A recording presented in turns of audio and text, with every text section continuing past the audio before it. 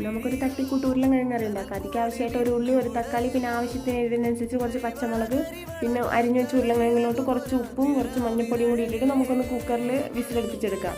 അങ്ങനെ വെന്ത് വന്നതിന് ശേഷം നമുക്ക് ഉരുളക്കിഴങ്ങിൻ്റെ തൊലിയെല്ലാം കളഞ്ഞ് നമുക്ക് ആവശ്യത്തിന് വലുപ്പത്തിനനുസരിച്ച് നമുക്ക് ഉരുളക്കിഴങ്ങിനൊന്ന് കട്ട് ചെയ്തെടുക്കാം. അത് വേവിച്ച ഉരുളക്കിഴങ്ങാവുകൊണ്ട് തൊലി കളയാൻ കുറച്ചുകൂടെ ഈസി ആയിരിക്കും. അങ്ങനെ ഒരു പാൻ വെച്ച് കുറച്ച് എണ്ണ ഒഴിച്ച് കടുകെല്ലാം പൊട്ടി വരുമ്പോൾ നമുക്ക് എന്ത് ചെയ്യാം, അരിഞ്ഞു വെച്ച ഉള്ളി ചേർക്കാവുന്നതാണ്. ഉള്ളി ചേർത്ത് കുറച്ച് ഉപ്പും കൂടി ആഡ് ചെയ്ത് കഴിഞ്ഞാൽ ഉള്ളി പെട്ടെന്ന് വഴണ്ട് വരുന്നതായിരിക്കും. അങ്ങനെ ഒരു ഗോൾഡൻ പരിവാകുമ്പോൾ നമുക്ക് എന്ത് ചെയ്യാം, അരിഞ്ഞു വെച്ച പച്ചമുളകും തക്കാളിയും കൂടി ചേർത്ത് ഒന്ന് മിക്സ് ചെയ്യാം. അങ്ങനെ അതും കൂടി ചേർത്തൊന്ന് മിക്സ് ചെയ്ത് നമുക്കൊരു റെഡിഷ് കളർ ആവുന്ന വരെ മിക്സ് ചെയ്യണം.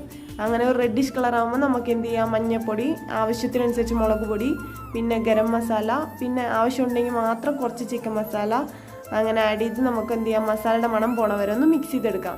അങ്ങനെ മസാലയുടെ മണം എല്ലാം പോയി എന്ന് വരുമ്പോൾ നമുക്ക് എന്ത് ചെയ്യാം, അരിഞ്ഞു വെച്ച് കഴിഞ്ഞാൽ ഉരുളക്കിഴങ്ങ് ആഡ് ചെയ്യാവുന്നതാണ്. ഉരുളക്കിഴങ്ങ് ഒന്ന് മിക്സ് ചെയ്ത് അതൊന്ന് മിക്സ് ആകുമ്പോൾ നമുക്ക് എന്ത് ചെയ്യാം, കുറച്ച് വെള്ളം ആഡ് ചെയ്യാവുന്നതാണ്. ഞാനിവിടെ ആഡ് ചെയ്തത് നമ്മൾ ഉരുളക്കിഴങ്ങ് വേവിക്കാൻ വെച്ച ആ വെള്ളം തന്നെയാണ് ഞാൻ ആഡ് ചെയ്തത്. അങ്ങനെ വെള്ളമെല്ലാം ആഡ് ചെയ്ത് ഒന്ന് മസാലയൊക്കെ ഉരുളക്കിഴങ്ങിലോട്ട് മിക്സ് ആവുന്ന വരെ നമുക്കൊന്ന് ഇടയ്ക്കിടയ്ക്ക് ഒന്ന് ഇങ്ങനെ ഇളക്കി കൊടുക്കാവുന്നതാണ്. പിന്നെ അങ്ങനെ ലോ ഫ്ലെയിമിൽ ഇങ്ങനെ ഇടയ്ക്കിടയ്ക്ക് ഇളക്കി കൊടുത്ത് അങ്ങനെ കുറച്ച് കറിവേപ്പിലയും കൂടി ആഡ് ചെയ്ത് നമുക്ക് എന്ത് ചെയ്യാം, ഫ്ലെയിം ഓഫ് ചെയ്യാവുന്നതാണ്. പിന്നെ നമ്മൾ കഴിക്കാനുള്ള ധൃതിപ്പാടായ പിന്നെ ഉണ്ടാക്കി വെച്ച ടേസ്റ്റ് നോക്കിയില്ലെങ്കിൽ പിന്നെ എങ്ങനെ.